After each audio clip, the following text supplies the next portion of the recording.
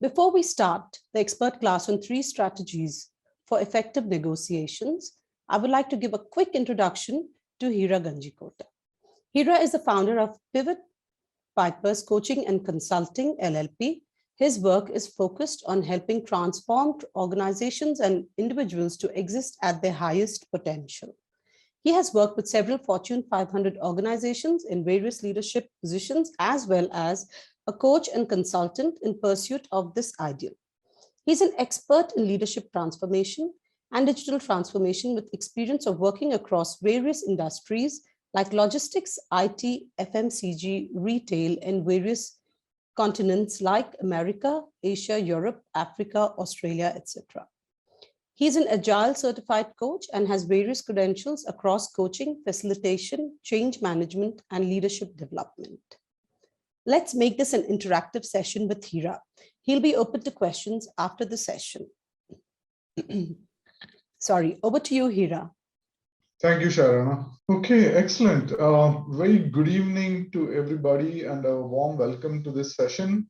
And this session brings together two subjects that are very close to my heart. One is, of course, psychology, and then the whole art of negotiation, that is very critical for our lives in general, and as well as our professional, professional part of the life as well.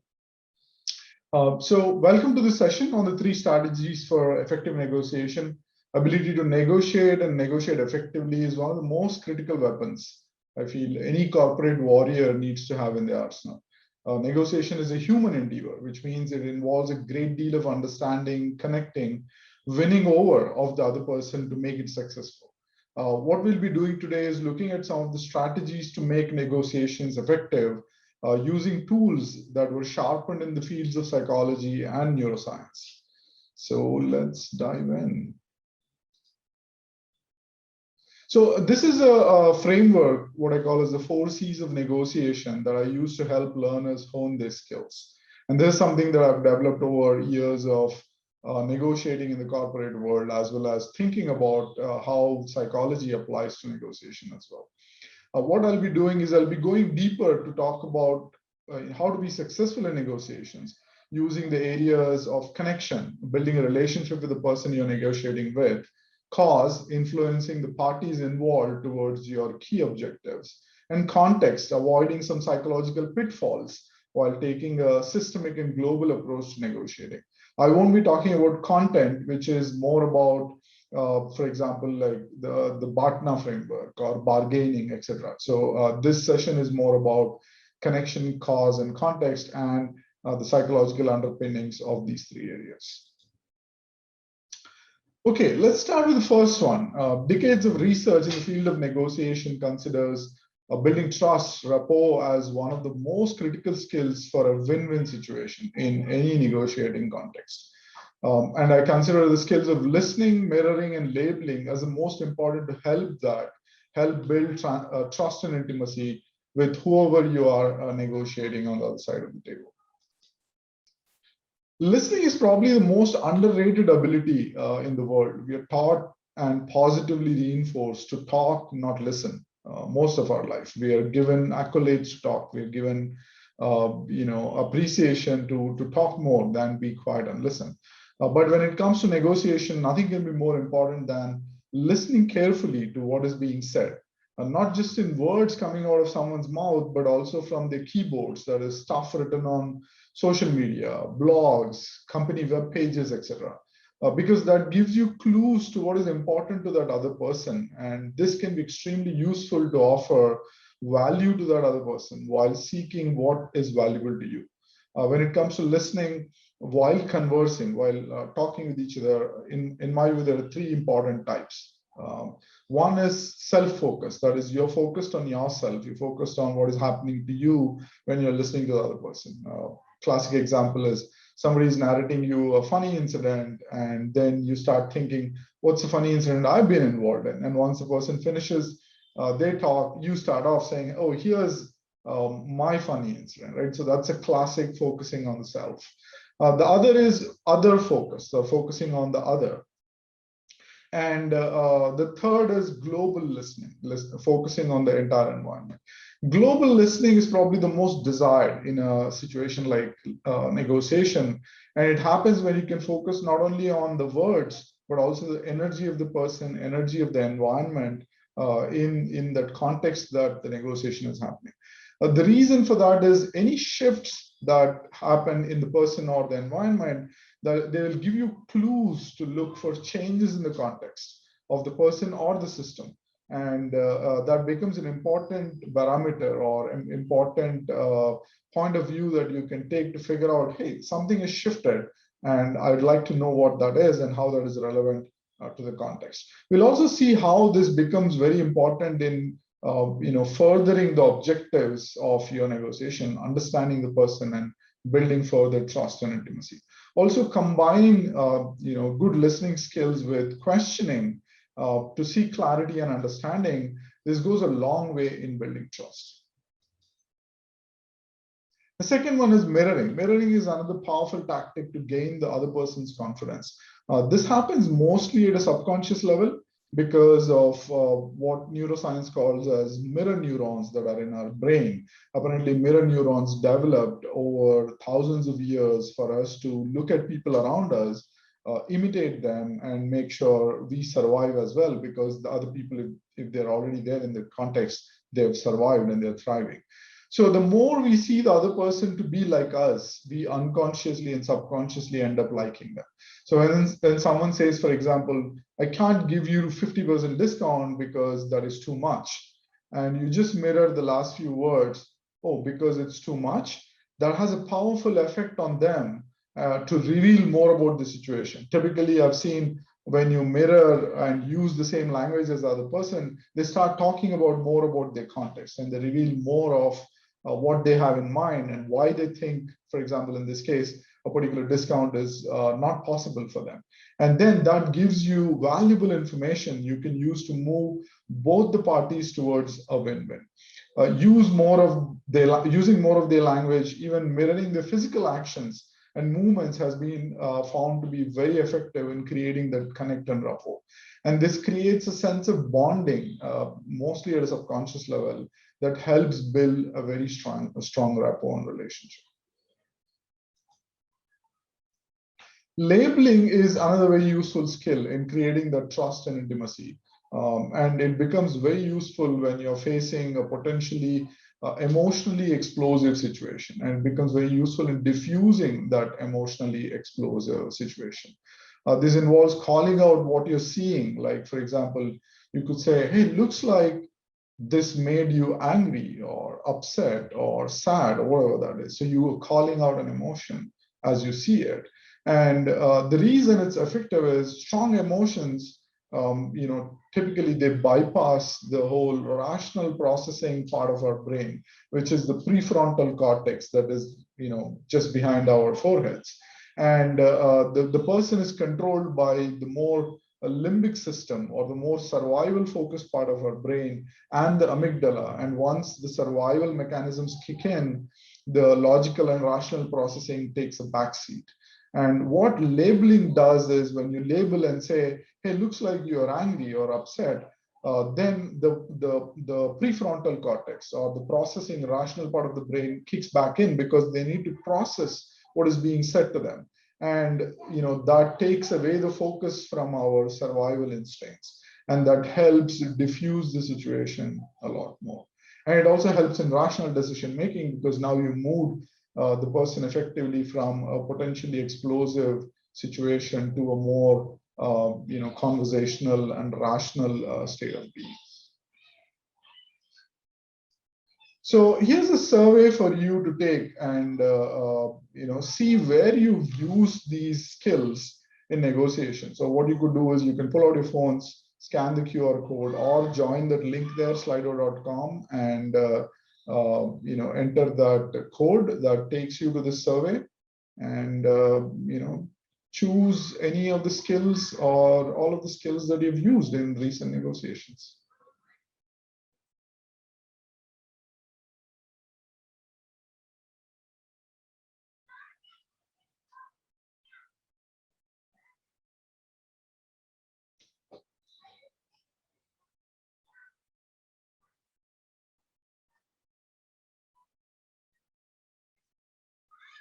So it looks like the results are coming in. Okay, a lot of people have used deep listening, mirroring, labeling. Excellent.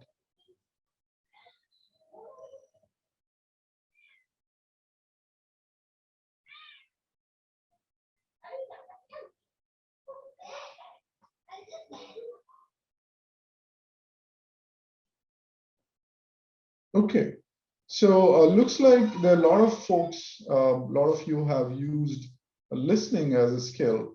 Now let's move on to the next part of this survey,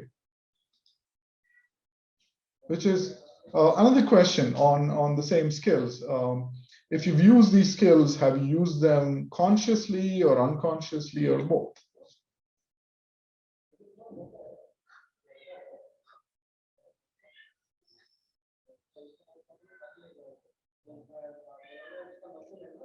Okay, we have some results coming in. Okay, both.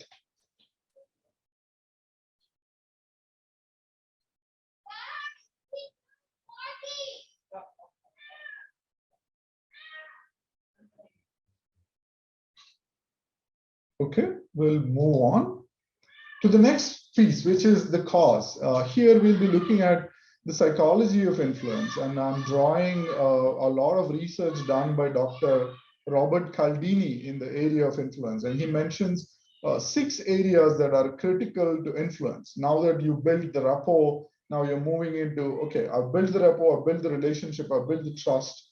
I need to move into influencing, creating influence in the environment and with the other person. So Robert Cialdini, in his book, Influence, the Psychology of Persuasion, he mentions 6 key strategies. So what we'll do is we'll look at each of these slightly deeply.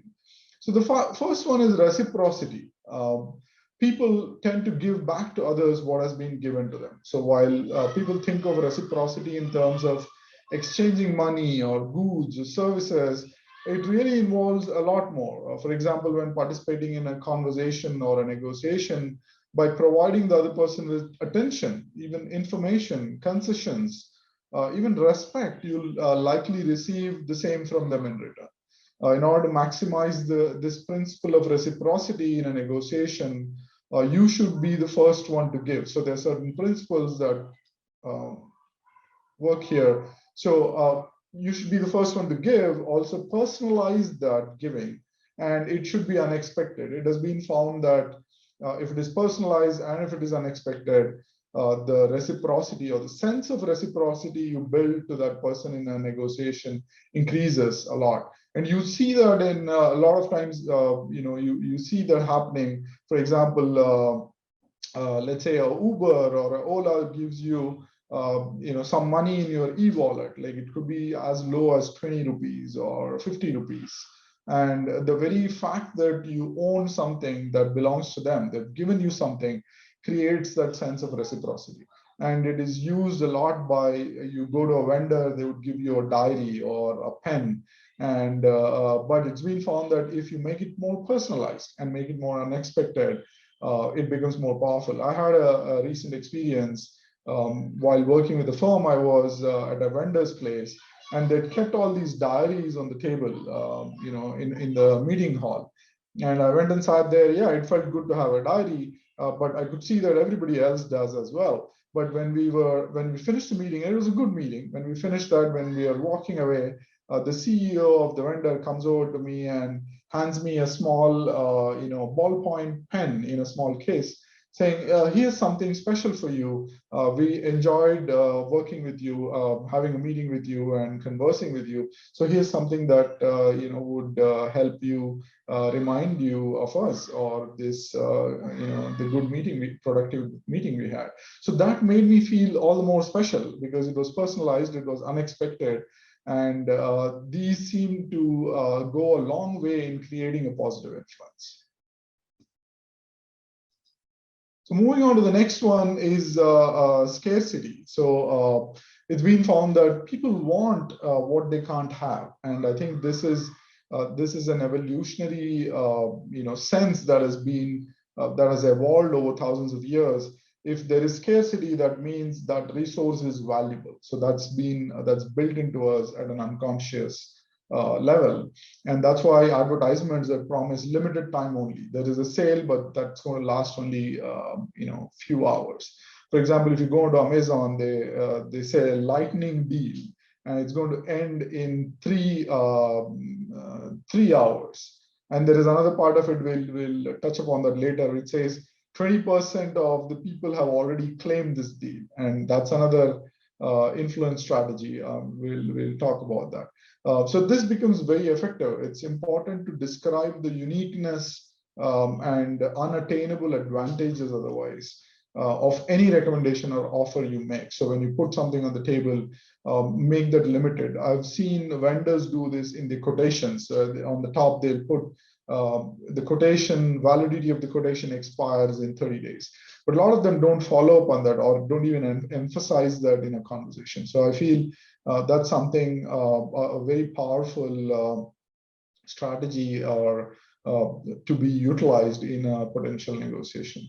Research says that in situations marked with uncertainty, people are more apt to take action when they know what they stand to lose. So loss aversion is an unconscious bias that Daniel Kahneman talks about.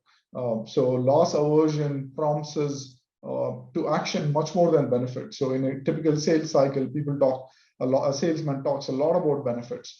But when you talk about what they're going to lose if they don't take the decision, if they don't buy the product, if they don't engage with you, it's being seen to have much more positive impact in moving them towards a decision.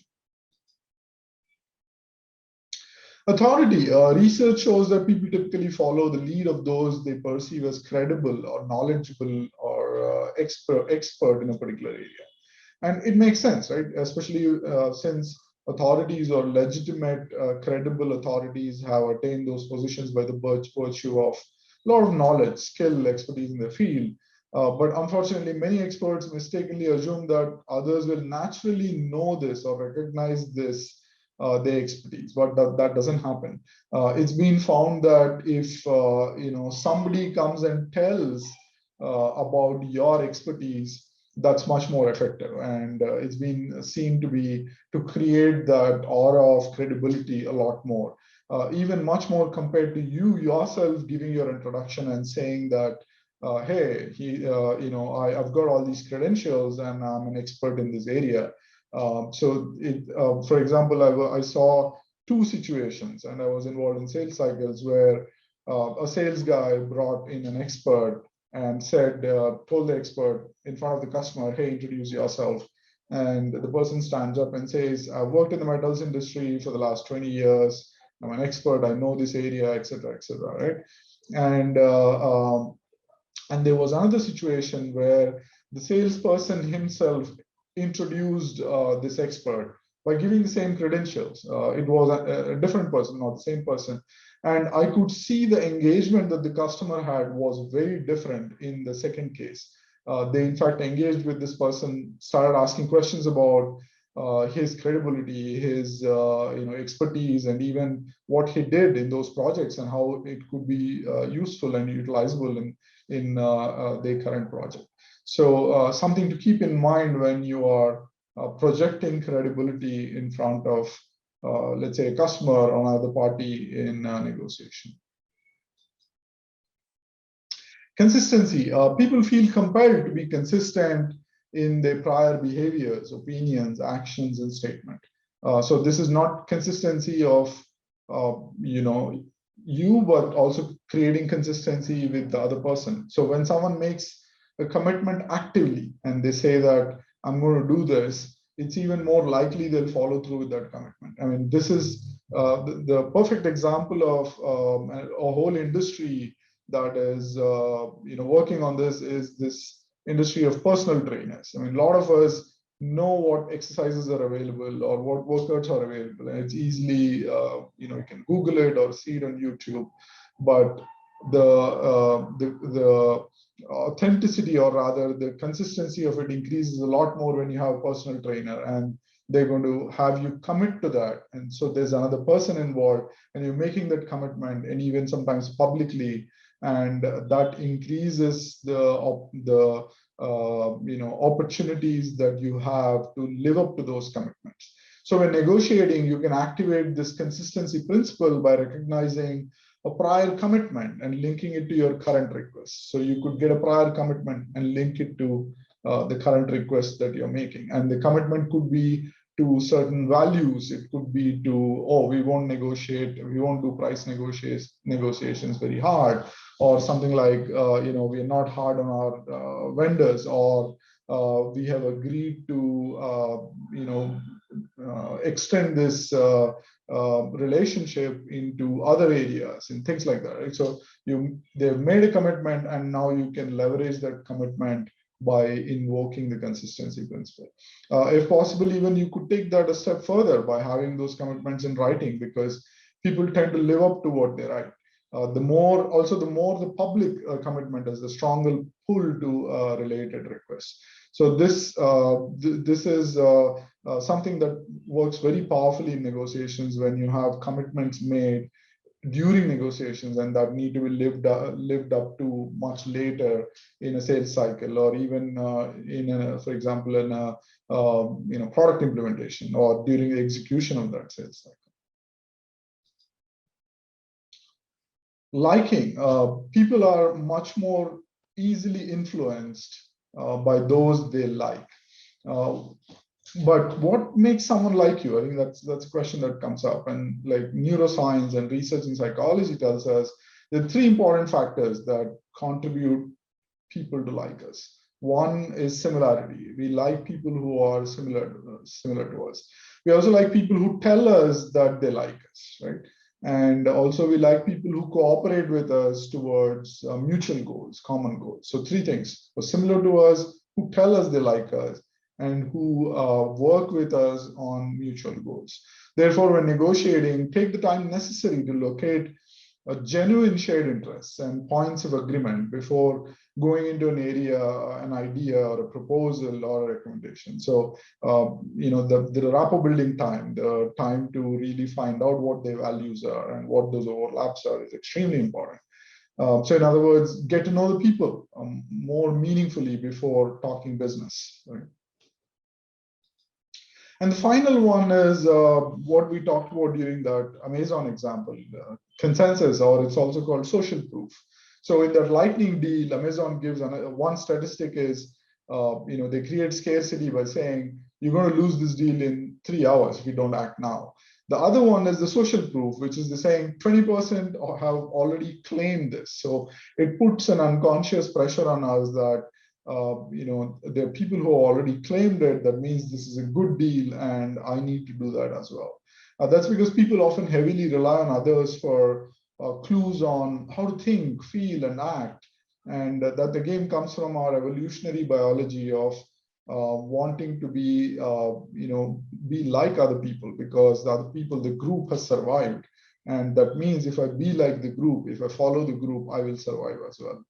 Hence, the proof of what is correct isn't grounded a lot in facts and statistics, though a lot of us would want to believe that, but in our social environment. So this tendency to look to and follow the lead of similar other people is strongest in situations when there is uncertainty, when there is scarcity. To use social proof in a negotiation, rather than trying to demonstrate it yourself, it's important to first present testimonials from other people. So a lot of times you see how salespeople come and present testimonials. So that's talking to that social proof. So it's important to collect genuine testimonials and use them extensively in communicating to the other person. The more similar the testimonial provider is to, say, the person you're talking to, the stronger your case will be perceived. Again, it's important to bring that forward and upfront rather than wait for the other person to ask about it. So those are the 6 persuasion or influence strategies Cialdini talks about. Now, here's another Slido question to you. What of these strategies have you used in your negotiations? So pull out your phones and you can start clicking by answering this question.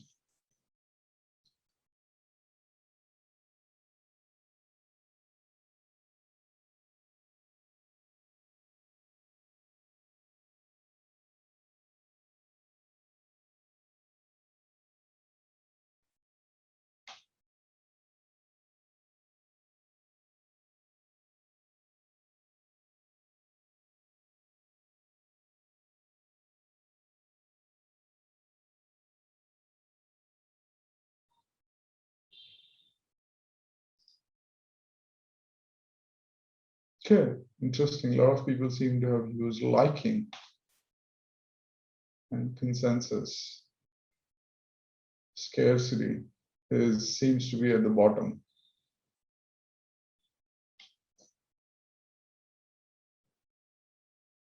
So loss aversion is a very powerful unconscious bias which is built into scarcity.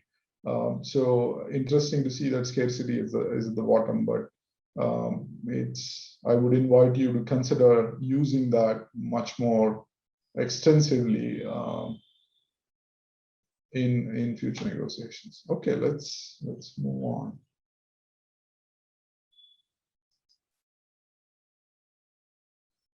Okay, another question. What of these have you used these strategies consciously or unconsciously or both?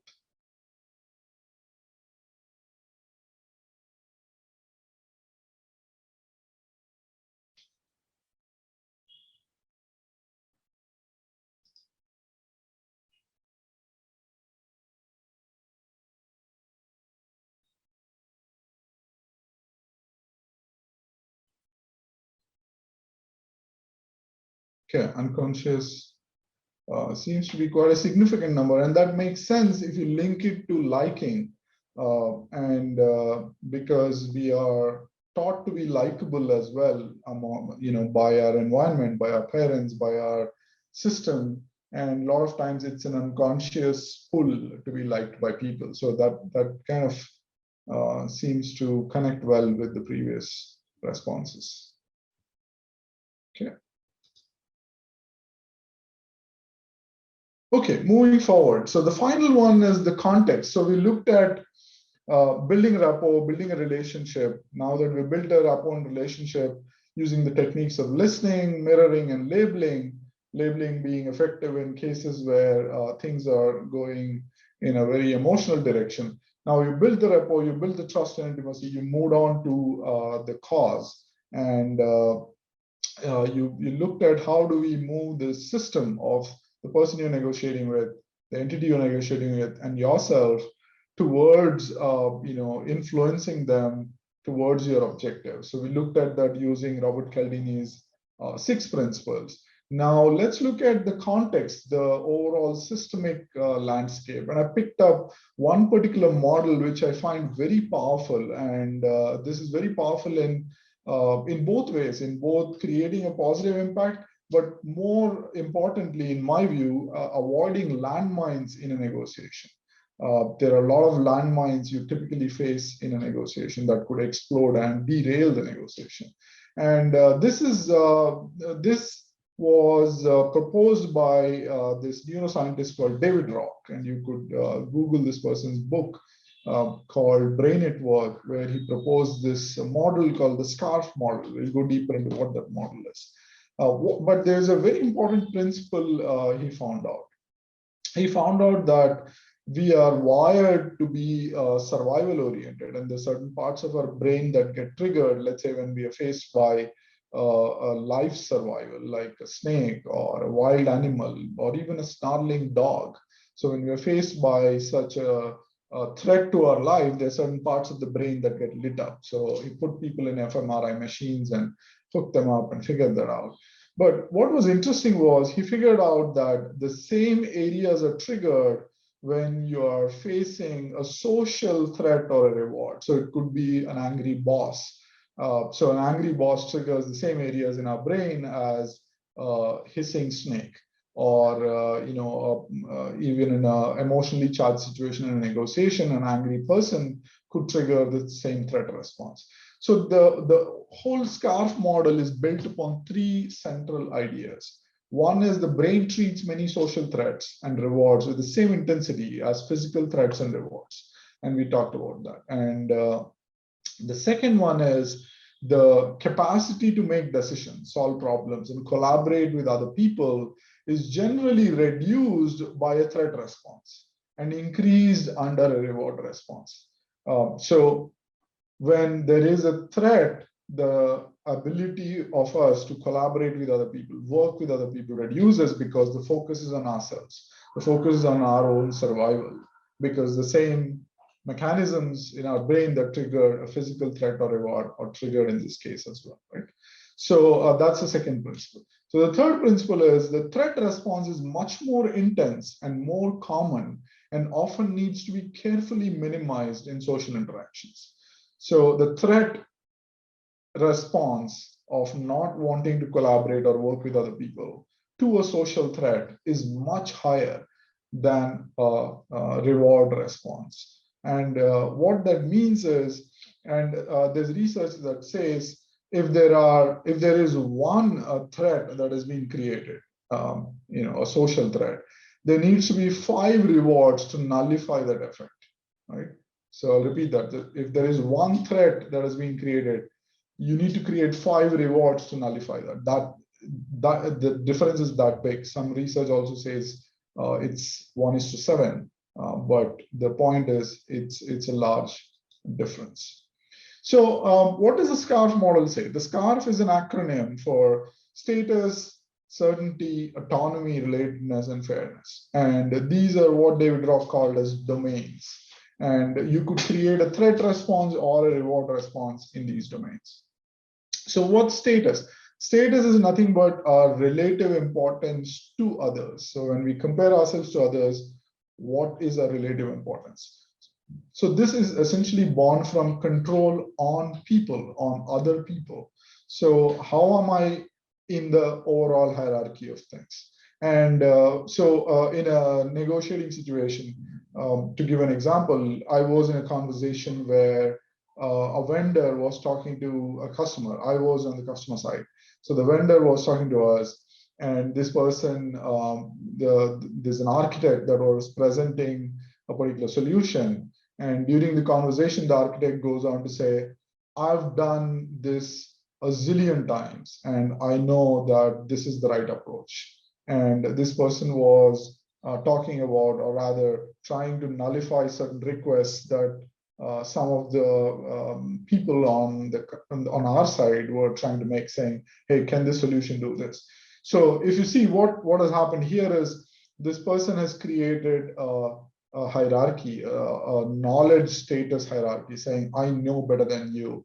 And that immediately pissed off the person on our side, and the conversation did not go really well. So these are things that we need to be really careful about. So status threats are very important.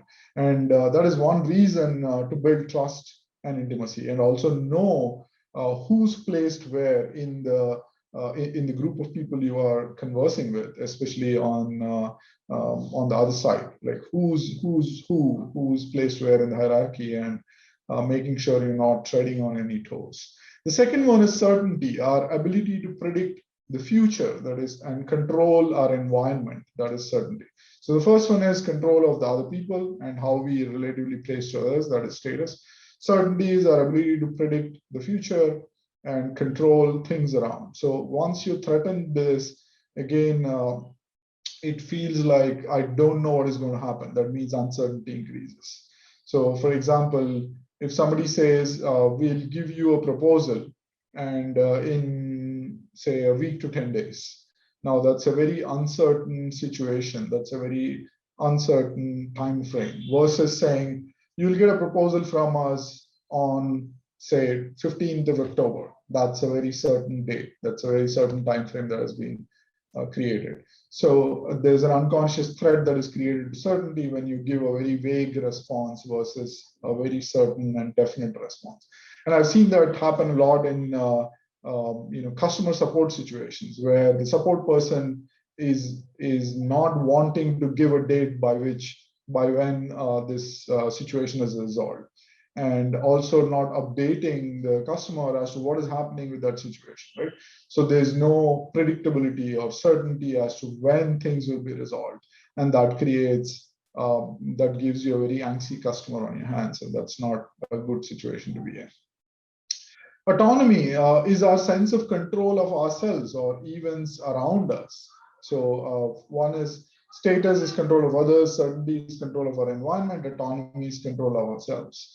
So when you tell somebody, hey, I want so-and-so to be done by tomorrow, then you are snatching away the autonomy from the person. You're not giving any choice versus saying, I would need this but can you tell me when can you give it to me by? So it could be as simple as, we're going to meet tomorrow, but you can choose whether we'll meet at 9 in the morning or 5 in the evening. That also gives a certain sense of choice and autonomy. And that becomes extremely important in negotiations, where you are letting the other person choose how they want to proceed, instead of dictating the terms or being directive, saying this is what I want, or this is how we are moving forward or not moving forward. That cuts the sense of autonomy, and that becomes a threat, and that becomes very difficult to handle from there. The fourth one is, which we already looked at during the trust and intimacy building, using listening, labeling, and mirroring, that is creating that sense of relatedness. So I won't dwell on that a lot more, but this gives a sense of safety to the others. So creating that sense of safety, trust, and intimacy becomes really important, because then they feel related to you. I saw a situation where I was consulting with a startup, and a vendor who was, another consultant who was working with me came dressed in a tie suit to meet the founder of that startup. And the startup founder is a guy in t-shirt and jeans. And there was immediate, I could sense that immediate lack of relatedness. As we saw earlier, relatedness is built by having a sense of similarity and not a sense of difference, right? So that's one important criteria. And finally, and I think this is probably one of the most important aspects, is a sense of fairness. And this is how we perceive other people, how we feel people are reasonable or not with us in decisions that are involving or concerning us. So a sense of fairness. And also here there is a comparison that happens, especially amongst employees, where somebody comes for a salary negotiation and they're saying, you know what, I see that my peers are getting much more than me. So they're triggering the sense of fairness. The sense of fairness has been threatened. So that needs to be carefully dealt with. So handling these domains, making sure we are prepared to deal with these domains, and also more importantly, making sure in the way we are conversing, in the way we are communicating, in the way we are engaging with the other party, we're not threatening these domains. I would say is a lot more important than creating rewards around these domains. And that's for the simple reason that, like I said, the threat is 5 times or 7 times more powerful than a reward. And it immediately diminishes the ability to be influenced in a negotiation situation, because it creates distraction, it makes the person anxious, and it literally triggers that limbic system again, because they're threatened and the survival instincts get triggered again. Of course, the reward triggers the opposite, a positive, more focused, collaborative mindset. But I would err on the side, or rather be more careful about creating or avoiding threats or threatening situations using the SCARF model. And that is extremely important as you are moving towards very critical areas in a negotiation and very energetically charged areas. For example, bargaining or price negotiation. Those are situations where we lose focus on, or are not very careful about how we are saying things, how we are coming across. And I would say the SCARF model becomes very handy there. It's a very handy tool to avoid any threats to the other party. Okay, here's a slider question on any recent SCARF threats that you experienced. It could be in a negotiation or otherwise, could be in a conversation, both in a professional or a personal sense. What are the threats you experienced?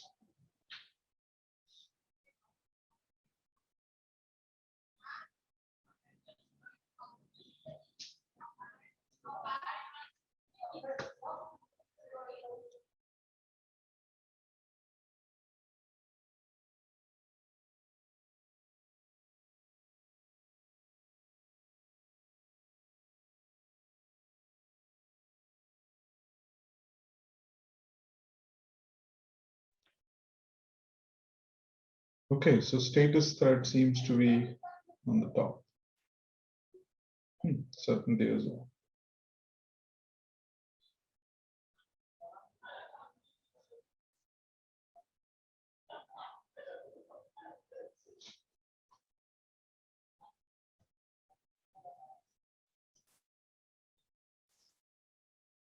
Yeah, and you can imagine or even recall how you felt when you experienced these threats, right? So I would invite you to think about if you experienced that and if you were, it did not make you feel good, or it made you defensive, or it made you not want to collaborate or work with that person, how important it is for you to also make sure you're avoiding making other people feel threatened in these areas. And I think David Rock's model, the SCARF model, gives a very powerful tool for us to think about and even design our communication. That's why it's extremely important to be careful about how we are communicating, how we are coming across, and be aware of that, much more important. Okay, with that, we come to the end of this session. Of course, this is a short session that gives you a food for thought, something to think about, something to go probably do more research on. And in our regular session on negotiation and conflict management, we deal with these areas much more extensively and go deeper into how these can be leveraged in negotiations and conflict situations. So with that, let me stop presenting. And I think, Sharana, we will now have time for questions, right? Yes, Heera. We have a few questions already. We'll just, you're ready to take those. That was a very interesting and insightful session, I must say. And we do have some questions. Are you ready to take those? We have it. So I just right open here. the Q&A and yeah, I will read those out for you if you like. No, I've got it. So let me take a look at that. Okay. So any tips on how to practice these strategies to be more conscious about using them in real-time negotiations? As Sarthak Sharma is asking that. So I think, in my view, it is more about preparing for the negotiation. So the key lies in preparing for a negotiation. A lot of times we don't spend time on preparing for a negotiation, and I talk about this extensively in our classes as well. And also a lot of the negotiation courses are also oriented towards talking about across the table situation once the people are in front of each other, right? But I think the key lies in off the table preparation before you come to the table to negotiate.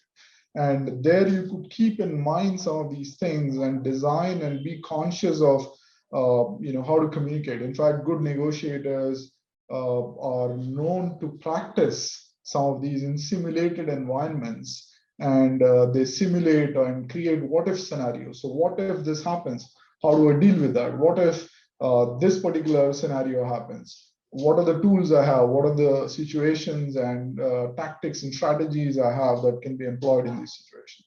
So I would say, probably 80% of the negotiation happens off the table. I mean, there is this whole concept of, the Japanese sword fighting, where, apparently in a typical kendo sword fighting, the swordsmen spend most of their time in positioning themselves in related to each other and preparing themselves and circling around each other and positioning themselves rather than really fighting with each other. The fighting is very swift and happens within a flash. And I think that's very applicable to a negotiation where a lot of the preparation needs to happen offline. So that would be a big tip I would give for practicing these strategies. So there's another question from Ananti that says, how autonomy affects negotiations if autonomy is about oneself? The threat to autonomy is known to affect negotiations very badly. So if the other person is threatening my autonomy, so let's say the other person says, you need to respond by tomorrow, and please respond by tomorrow. So there's no choice being given. There's no conversation that is happening. So you're being directive. Instead saying, opening up that conversation by asking, hey, I need a response, this week. When can you respond to us by? And here are the reasons why we need a response this week, for example, right? So here you are creating a conversation. You're not threatening the autonomy of the person. You're opening up a range of time period and saying, when can you come back to us by? So that also works very well. And also giving a range of price also has been found to be very effective in negotiations, because that also creates this sense of autonomy that the person can maneuver within that range. Right. Okay. How do we create scarcity in enterprise software negotiations by Pratul? Yeah, so I would say there, Pratul, you could leverage the principle of loss aversion. And I've been involved in enterprise software negotiations for almost 15, 16 years of my life, and another 4 or 5 years on the customer side. So what I've consistently seen salespeople talk more about their benefits. They go into a conversation and the first thing they do is start talking about what are all the benefits of the software. And the worst situation, not just the benefits, I think the worst situation I've seen is where they talk about the features of the enterprise software. So then there is features, there is benefits, and there is what a customer stands to lose if they do not use software. And I would suggest using the loss aversion principle around scarcity by talking about what they stand to lose if they don't utilize that software. And you could even go a notch up in saying, forget about our software. If you move from where you are to a position that enables you to do this, here's the benefit, and you lose this benefit if you don't do it. And then you can go down a level saying, okay, now that you've decided to do it, what are the solutions available, and how can our solution help? So loss aversion helps a lot then. There seems to be a question from Vijay Anand. Does strategy liking introduce bias that might impact the purpose or objective? Yeah, I think it's if I understand this question correctly, the way I'm reading this question is there some kind of bias that liking or similarity of the people where they like each other creates? In fact, I would say it avoids a particular bias. It avoids a negative bias of, I don't like you, hence I don't want to engage with you. And that happens a lot where people say, it's important for me who's saying this. It doesn't matter what is being said. I think that bias gets avoided when you're working on being liked or creating that sense of similarity. And that effect is where the person gives much more importance to who's saying something, irrespective of the content of what is being said. The very first question we had, I think even before we started the session, was how to cross-check emotional thermometer to lead with best flattery question. So I'm not sure about flattery, because I think the dictionary definition of flattery is insincere praise. So I strongly believe that when you're not sincere about something, it leaks out, and the other person can sense it. I mean, we have to remember that all human beings have evolved through thousands of years of evolutionary process, and we are inherently bestowed with certain abilities that will tell us in our gut that something is wrong. The person might not be able to articulate why they're feeling it, but in the gut they can feel, what, something is wrong. There is something that is happening that I don't like. And that is something people will respond to, and you will not even know why they've responded to in that way. So I'm not sure I would suggest using flattery. Okay, looks like there are more questions that have come. Yeah, that was very well. I think that answer was really nice. I think bang on. We have, how do you tackle threats to scarf? Mm-hmm. Someone continuously declares that your view doesn't matter, only mine does. How do you tackle this? Yeah, excellent question. So this, if I understand the question correctly, this is on the other end of the spectrum. That is, I am facing a threat to my scarf domains.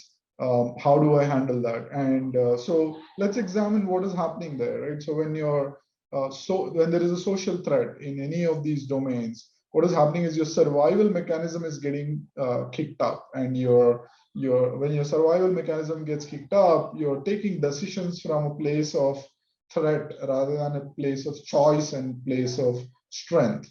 So what I would suggest, the tactic that has worked for me personally is taking time and not taking a decision at that moment. When you feel the threat, just stop taking a decision then and there. Stop reacting to that and taking decisions then and there. Go away from that situation and come back with a decision. That will help you in processing that much more objectively.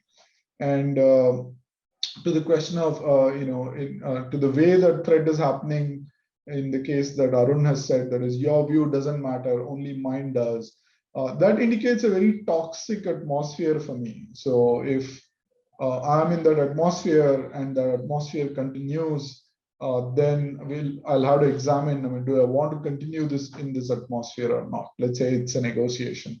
One other thing that could be done is using the technique of labeling, saying, here the labeling is not to diffuse the emotion of the other person, but to bring other person to notice your own emotion. For example, let's say you're feeling threatened, or you're feeling like you're being unfairly treated. You could label your own emotion by saying, you know what, the way you're treating me makes me feel unfairly treated, or makes me feel upset or threatened. And a lot of times I've seen that it creates awareness in the other person about how you're feeling. So those are two perspectives I can offer in that case. Great. While negotiating, we are mostly defensive in our approach, especially for pricing matters. How do we get rid of this mentality? That's by Anonymous. Right. So if I understand this correctly, you're saying you're defensive in your approach. I'm not sure what defensive means here, but I'm going to take a shot at my understanding of being defensive. So here's something that you could potentially do. Let's take a situation where you offered a price of 100 and somebody says, I want it at 20, right? So you become defensive and you start defending your 100, or you start talking about the 20. In my view, either of those, that is focusing on the 20 or the focusing on the 100, does not work in one's favor, because you're giving too much energy to what the other person has asked you, or you're giving too much energy to what you want. I think the focus has to be bringing both of you to a point where it is agreeable. So you could, for example, say things like, you know what, whatever you're asking for sounds unreasonable to me. It does not work for me. Can we talk about what could be more reasonable? That approach is not defensive. You're basically saying, I'm not talking about my price, I'm not talking about your price. Let's come to a common ground. Let's create that common ground, right? So that's, again, without understanding what exactly defensive means in this particular case for you, Anonymous, that's my answer. Great, I think that sounds great. How to be more conscious, this is by MNVS Krishna, how to be more conscious than going unconscious on autopilot mode while negotiating or while conflict is happening. Right. So Daniel Kahneman talks about two systems that we use, and system 1 and system 2. System 1 is where it's on autopilot, and we are working on autopilot, and there are a lot of unconscious biases that are kicking in. System 2 is more, it's a slow system. It works with our prefrontal cortex. It's more rational, it's more thinking and logical. It's not automatic. Automatic system works very well when we have practiced something and it's become muscle memory. For example, let's say driving a car or playing shuttle, it's become automatic. We're not thinking, and it's very useful in such cases. So one is to identify what triggers our system 1. A lot of times in negotiations, I think, like the previous question, price pushback could trigger our system 1, and we respond in a stock manner, in a standard way. So knowing those points of trigger for us is very helpful. The other is moving to system 2 more deliberately by taking time, by asking for time. A lot of times our system 1 is triggered when we are under stress, when we are under time pressure. So one of the tactics I would suggest is taking time and saying, you know what, I can't answer it today. I need some time. And I suggest that as a standard strategy, saying, you know, always take time before you make an important decision, because that gives you time to trigger your system 2, your rational thinking process. Okay, thank you. We'll take one more question, Heera. Sure. This is by Mohan Kosireddy. Can you go over some examples of co-founder equity split negotiations without losing trust of the other co-founder and their relationship, if one co-founder wants a higher equity split? Yeah, so this seems to be a very specific situation, Mohan, but I have consulted with certain startups and founders, and I've helped them handle these negotiations. And I'm not sure what specific aspect you're looking at, but when I look at your question, what jumps out at me is loss of trust. And I would invite you to look at, you know, what is causing that loss of trust and what is triggering that loss of trust and relationship. So those are the two words that are jumping out at me. So I think there is some value in examining where is the current level of trust, where is the current level of relationship, and what in the negotiation or equity split that is being demanded or asked for is affecting that trust and relationship. So there seems to be something there that you could look at, is what I can offer. Great. I think we'll take one last question in the interest of time. I don't know if you've already taken this, Sarthak Sharma. Any tips on how to practice these strategies? Yeah, I've already answered that. Yeah, you did. All right. Then I think there's somebody, Ashwin Prabhu, has asked, while doing remote sales, are there any newer strategies that go beyond what has been talked about so far?